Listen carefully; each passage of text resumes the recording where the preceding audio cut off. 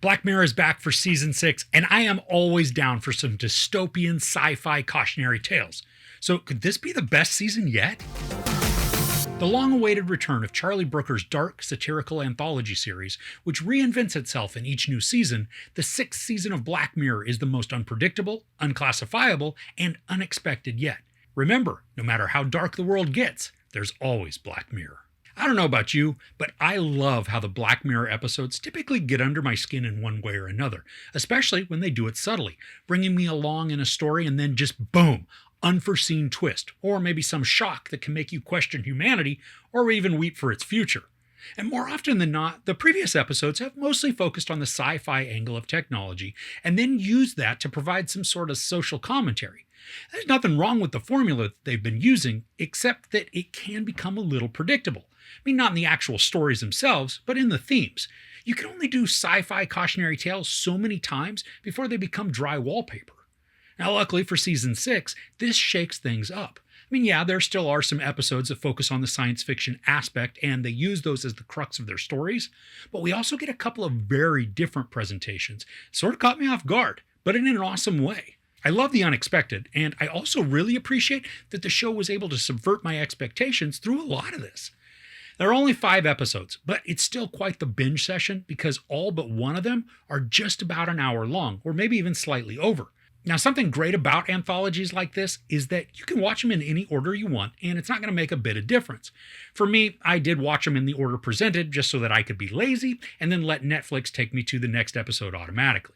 Now, I'm not going to get into many specifics for the episodes, but I do want to highlight some key areas that either stood out to me in a good or bad way throughout the season. The first episode is sort of a present-day story, which is nice because we're not in some dystopian nightmare or a near-future type of scenario.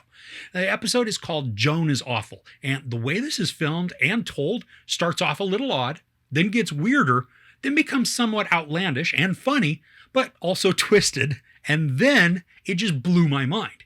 I mean, just when I thought the story was complex enough, another layer of difficulty was added. And it's not that the episode is difficult to understand, but it's packed with dense information towards the end. And I love how cinematic everything looked in this, with colors that are not oversaturated, but also not dull either. And this mixes absurd humor with discomfort in a way that just put a huge smile on my face, while kind of also making me to be a little disturbed. The episode stars Annie Murphy, plus other stars that I'm going to leave for surprises. But all in all, Joan is Awful is captivatingly created and also brings up some points that are probably going to make some people turn off their tech and then grab their foil hats. Now, the second episode is called Loch Henry, and it takes place in Ireland, which I just loved that. And first, the setting, it's cold and dank, but it's also beautiful. And the episode's theme is pretty different from most of the other entries in the anthology over the years. And I do count that as a wonderful quality, too. The premise is that a young man returns to his childhood home with his girlfriend with the intention of them making a documentary. But then the focus of their subject matter changes, and things begin to grow nuts. I loved the suspense in this. It's built slowly, and there's great use of noise and anticipation that then ratchets up anxiety and stress. Now, I do think part of the ending you might be able to see before the reveal, but there were still enough items that managed to shock me. And I really enjoyed the intrigue that's built up for the story.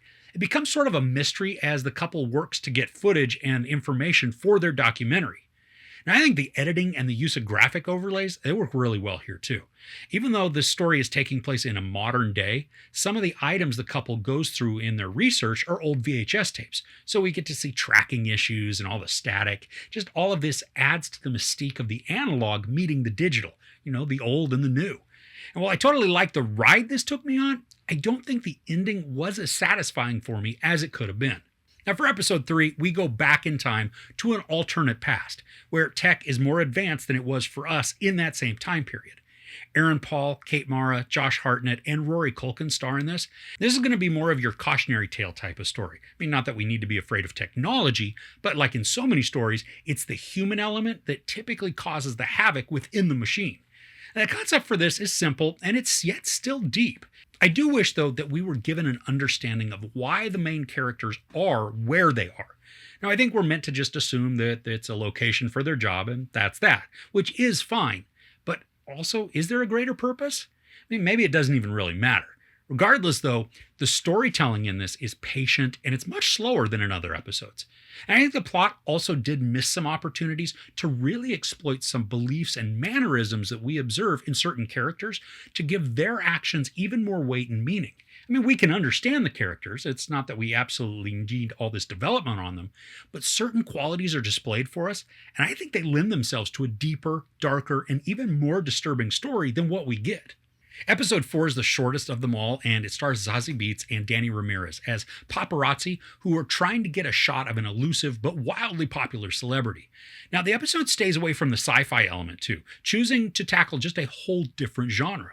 Now, the setup for the climax, it is intense and well done. I mean, the story draws us in with intriguing details and imagery, and then puts in moral dilemmas for certain characters, forcing them to make a choice between something they want and something they feel they should do. Zazie Beetz is wonderful in this because she's able to capture both the dogged pursuit inherent in a paparazzo, but also can display some amazing empathy. And that dichotomy is excellent to watch as it builds conflict. And what I really like about this episode, just like in a previous episode, is that the story was able to subvert expectations, leading me down a path and then shaking me up in an exciting and even shocking way. Now, the final episode is the longest at about an hour and 15 minutes. So it is like a mini movie, which I think is a lot of fun. Now, this one takes place a little in the past, and it takes us down a completely different arc than all the other storylines. I appreciate the doubt and the suspense that the story is able to just create and then maintain. We follow a young woman who works at a department store. She's mistreated and looked upon as less than because she's Indian rather than the standard white British. And she finds something one day that leads her on a journey that is both engaging and entertaining, and then also very funny thanks to the conversations that she has. Anjana Vasan creates such a rich character who's able to be both downtrodden and beaten up by the world, and then simultaneously someone who rises to the occasion that's put in front of her. There's some great special effects and maybe even practical effects within this. I really enjoyed how they enhanced the storytelling to give us new perspectives. It put us inside the story to maybe kind of convince us of what needs to be done, so we're rooting for our character rather than against her. But she is an underdog, so it does make it easier to cheer her on, even if what she thinks about could be disturbing. So all in all, the 6th season of Black Mirror was highly enjoyable, thanks mostly to the broader range of genres tackled in the anthology. Not every story is perfect, but each contains enough to create moral dilemmas and to provide cautionary tales. The acting is spectacular all the way around, and the variety of content keeps us engaging and exciting. If you like darker themes and stories that can get under your skin, certainly give this season a go. There's sex, maybe some very brief nudity, a ton of profanity, and a lot of violence. I give Black Mirror Season 6 4.5 out of 5 couches. I'd love to know which episode is your favorite. I mean, it could come from just this season or really from any of the seasons. Let me know in the comments below.